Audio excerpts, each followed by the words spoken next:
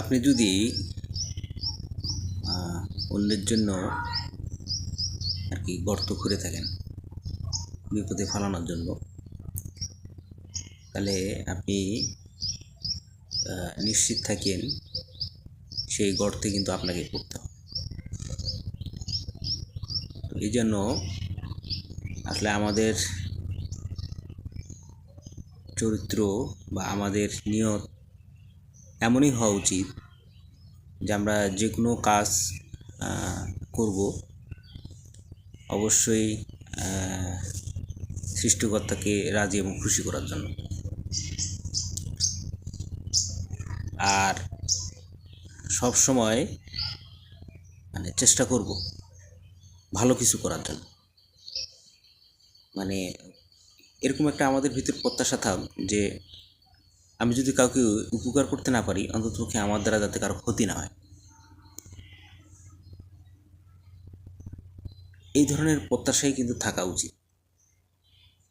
তো আসলে আমাদের বাংলাদেশের প্রেক্ষাপটটা এমনই হয়ে গেছে যে সঠিক রাস্তা কোনটা সেটা আমরা অনেকেই কিন্তু ভুলেই গেছি। পাশের লোকটা অন্যায় করতেছে, সেটা দেখে আমরা উদ্বুদ্ধ হচ্ছি। পাশের লোকটা অবিচার করতেছে, সেটা থেকে আমরা উদ্বুদ্ধ হচ্ছি। এভাবে কিন্তু দিন গড়িয়ে মাস, মাস গড়িয়ে বছর অতিবাহিত হচ্ছে। আমরা মনে করতেছি যে এটাই আসলে আমাদের কৃষ্টি কালচার, এটাই নিয়ম। মানুষের উপর জুলুম করা, মানুষের উপর অন্যায় করা, তারপরে কাউকে শয়তানি দেওয়া, কারো ক্ষতি করা। আমরা অনেকে মনে করতেছি যে এইটাই সমাজের কাজ, সমাজের রীতিনীতি। আমরা ভুলে গেছি যে অ্যাজ এ মানুষ হিসেবে আমাদের কিভাবে চলাফেরা করা উচিত, কি কাজ করা উচিত, কেমন ব্যবহার করা উচিত, কাদের সাথে মেশানো উচিত, কাদের সাথে মেশানো যাবে না। এই জিনিসগুলো আমরা কিন্তু টোটালি ভুলে গেছি। তো আমরা বাঙালি জাতি বর্তমান এমন একটা জায়গায় দাঁড়িয়ে আছি, অনেক একটা বলতে গেলে ভয়ানক একটা অবস্থার দিকে ধাবিত হওয়ার একটা আশঙ্কা দেখা যাচ্ছে। দাঁড়ানোটা কীরকম, মনে করো আপনি যদি পাহাড়ের সর্বোচ্চ চূড়ায় দাঁড়ায় থাকেন এবং সেই চূড়াটা যদি এই ছোড়া আছে, ছোড়ার মতো যদি একেবারে সুচালো হয়, আর আপনি সেই জায়গায় যদি দাঁড়ায় থাকেন, তাহলে আপনার অবস্থাটা কী হবে? যে কোনো মুহূর্তে আপনি কী হতে পারেন? বিপদে পড়তে পারেন। তো আমরা বাঙালি জাতি আমরা ওরকম একটা অবস্থানের মধ্যে আছি। এখন এটা থেকে পরিত্রাণের একমাত্র উপায় হচ্ছে নিজের ভিতরে পরিবর্তন নিয়ে আসা, নিজের ভিতরে নৈতিকতাকে ডেভেলপ করা। আমরা যে যার ধর্মে আছি, সেই ধর্মের যে বই পুস্তকগুলো আছে সেগুলোকে আমাদেরকে অনুসরণ করা। আপন আপন ধর্মের বা ধর্মগুরুরা যেভাবে গাইডলাইন করতেছে, সেই গাইডলাইনগুলো আমাদেরকে ফলো করা। যদি আমরা আমাদের স্ব ধর্ম থেকে শিক্ষা নিতে পারি এবং স্ব ধর্মের আনুগত্য হতে পারি এবং স্ব ধর্মকে আমরা যদি সঠিকভাবে ফলো করতে পারি, তাহলে আমাদের পক্ষে পরিবর্তন হওয়া সম্ভব। আদারওয়াইজ আসলে যে অবস্থা দেখা যাচ্ছে, বিশেষ করে গ্রামে, শহরে আসলে এরকম তেমনটা দেখা যায় না, কিন্তু গ্রামে কিন্তু প্রচুর এই জিনিসটা দেখা যায়। কিভাবে ভাই ভাইয়ের সাথে ঝগড়া লাগানো যায়। কিছু শ্রেণীর মানুষ আছে, তাদের কাজ হচ্ছে এই ক্লিক লাগানো, ঠিক আছে। কিছু কিছু মানুষের কাজ হচ্ছে ভাইয়ের ভাইয়ের মধ্যে দ্বন্দ্ব লাগানো, প্রতিবেশীর মধ্যেও দ্বন্দ্ব লাগানো। এখন আপনারা বলতে পারেন যে কোনো কারণ ছাড়াই কীভাবে দ্বন্দ্ব লাগাতে হয়। হ্যাঁ, আপনি বলতে গেলে যে অনেক সময় কারণ লাগে না, মানে কারণ এমনিতেই তৈরি হয়ে যায়। যারা আসলে ওই টাইপের লোক, তারা চেষ্টা করে মানে কোথায় ভুল আছে। এখন দেখেন, মানুষ তো আর আসলে ফেরেশতা না, মানুষের মধ্যে তো ভুল ত্রুটি থাকবেই। একটা আছে মনের অজান্তে ভুল, আর একটা হচ্ছে আমি জেনে শুনে ভুল করলাম। দুইটার মধ্যে কিন্তু এই ফার ডিফারেন্ট আছে। এখন আমরা সমাজে চলতে গিয়ে কিন্তু আমরা মনের অজান্তে অনেক কিন্তু ভুল করে থাকি, যে ভুলগুলো আসলে সামান্য ভুল, কিন্তু বিচার বিশ্লেষণ করলে অনেক বড়। তো আমরা করি কি, ওই ভুলগুলো কিন্তু আমরা কি করি, গোপনে রাখি, যে এই ভুলগুলো যাতে সামনে প্রকাশ না হয়। কারণ এটা তো আমার ইচ্ছাকৃত ভুল না, এটা অনিচ্ছাকৃত ভুল। এখন এই ভুলটা যদি কোনোভাবে লিক আউট হয়ে যায়, তাহলে আপনি নিশ্চিত থাকেন যে আপনার সামনে কিন্তু চরম একটা বিপদ অপেক্ষা করতেছে। কারণ গ্রামের লোকের মানে কিছু কিছু লোক আছে যাদের কাজ হচ্ছে ওই ভুলগুলোকে আইডেন্টি করা, এবং ওই ভুলের মধ্যে কারা কারা কার কার ক্যারেক্টার আছে সেই ক্যারেক্টারগুলোর সাথে একে অপরের সাথে কী করা, মানে লাগাই দেওয়া। এই হলো অবস্থা। মানে এরকম পিকুলিয়ার টাইপের কিছু লোক আপনি গ্রামে দেখতে পারবেন। হ্যাঁ, যারা মানে তারা জানে না যে আসলে অ্যাজ এ ম্যান হিসেবে, একজন মানুষ হিসেবে তার আসলে কীভাবে তাকে চলাফেরা করতে হয়। বর্তমান প্রেক্ষাপটে এমন একটা সিচুয়েশনে আমরা বসবাস করতেছি যে একজন ভালো মানুষ বা একজন সৎ মানুষ বর্তমানে বাংলাদেশে বসবাস করা তার জন্য কঠিন হয়ে গেছে। মানে কেমনে কঠিন হয়ে গেছে, কারণ আপনি সৎভাবে আছেন, আপনি ভালোভাবে আছেন, আপনি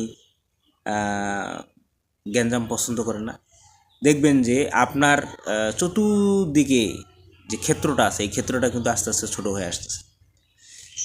প্রেশারাইট করতেছে মানুষ বিভিন্নভাবে, মানসিকভাবে আপনাকে প্রেশারাইট করতেছে। তারপরে আপনাকে বিভিন্নভাবে হেয় প্রতিপন্ন করার জন্য কিছু শ্রেণীর মানুষ আছে যারা মানে তীর্থের কাকের মতো দাঁড়ায় আছে।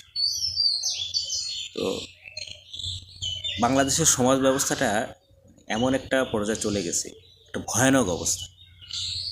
ঠিক আছে, যারা কম শিক্ষিত, মূর্খ, এরা চলে গেছে নেতৃত্বে।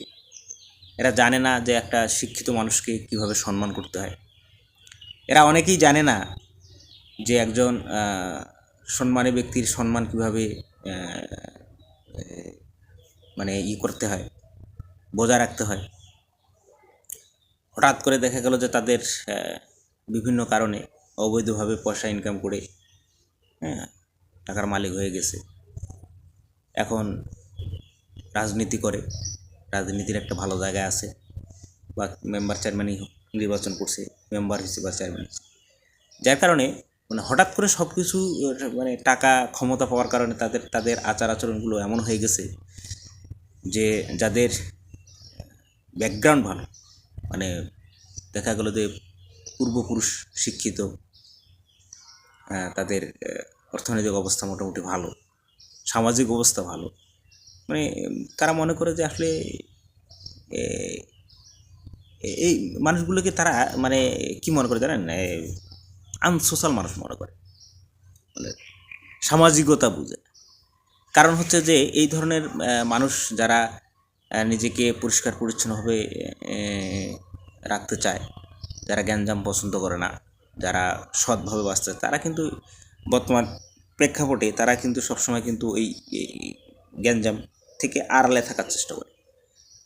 ঠিক আছে, গ্যাদারিং থেকে আড়ালে থাকার চেষ্টা করে। তো যার কারণে এই এক শ্রেণীর মানুষ কিন্তু ওই শ্রেণীর মানুষটাকে কিন্তু তারা ওই অ্যাঙ্গেলে দেখে। এরকম একটা অবস্থান বাংলাদেশের অবস্থা আর কি, যে ভালো মানুষের বসবাস করা বর্তমান যে সামাজিক অবস্থা, ঠিক আছে, সমাজের যেসব মানুষজন নেতৃত্ব দিচ্ছে, তাদের যে কি বলে নৈতিক যে শিক্ষা, এই নৈতিক শিক্ষাটা না থাকার কারণে, ঠিক আছে, মানে এমন একটা বিশৃঙ্খল অবস্থার মধ্যে আছে। তো যার কারণে বাংলাদেশ আসলে কবে একটা ভালো জায়গায় যাবে, কবে সভ্য জাতি হিসেবে আত্মপ্রকাশ ঘটবে, এটা আসলে বলা অনেক মুশকিল। আমরা অনেক সময় মানে গল্পে শুনি যে বাংলাদেশ ভারতের তুলনায় 100 বছর পিছানো আছে।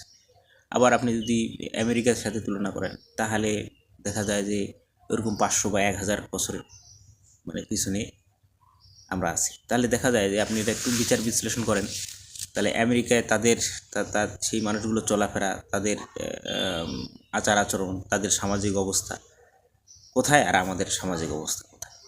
তো আসলে আমরা যদি নিজেরাই যদি চেষ্টা না করি, আমাদের যদি মানসিক মূল্যবোধ, তারপরে এই জিনিসগুলো যদি আমাদের পরিবর্তন না হয়, ঠিক আছে, আচার আচরণ যদি পরিবর্তন না হয়, আমাদের আখলাক যদি পরিবর্তন না হয়, তাহলে আমাদের বাঙালি জাতি হিসেবে কিন্তু আমাদের খুব কঠিন একটা সময় কিন্তু সামনে অপেক্ষা করতেছে। আমাদের উচিত এই জায়গাগুলোতে পরিবর্তন করা, ঠিক আছে।